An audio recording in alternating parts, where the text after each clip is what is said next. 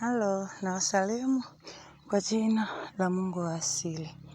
Jamani, kila kitu ambacho tunachokifanya, tunachokiona katika maisha kina umuhimu wake na Mungu wa asili ameruhusu kiwepo. Unaona?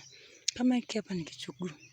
Kichuguu kabisa hichi, lakini udongo wa kichuguu una maana kubwa na una faida kubwa sana kwenye ulimwengu wa kiroho wa Mungu wa asili.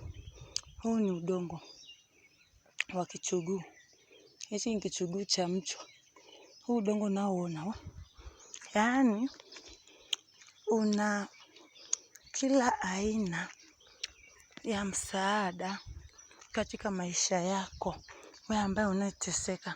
Namna ya kuutumia sasa, jiconnectishe na imani ya Mungu wa asili ili unufaike na usaidike. Unaona, huu ni mti kabisa huu. Lakini una nguvu ya Mungu asili ndani yake ambayo inaweza ikakusaidia. Hii unaiona chini tunayotembea. Hii ni ardhi. Lakini ina nguvu ya Mungu asili ambayo inaweza ikakusaidia. Jamani, tusidharau. Unaona ni mlima. Mlima nao una nguvu ya Mungu asili inayoweza kukusaidia. Kwa jinsi gani unaweza kunufaika sasa? Ndio maana Mungu ameruhusu kila kitu kiwepo na niye ndo kaumba. Mtu asije kudanganya eti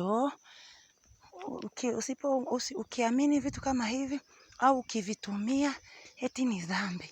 Utaenda kuchomwa moto sijui jehanamu. Kwa taarifa yako, usipovitumia ndio unaenda kuchomwa moto kama upo lakini.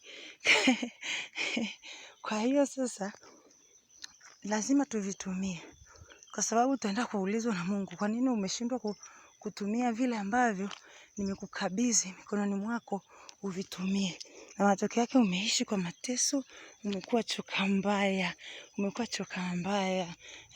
Lazima tuvitumie jamani. Tusiache kuvitumia. Tusiache.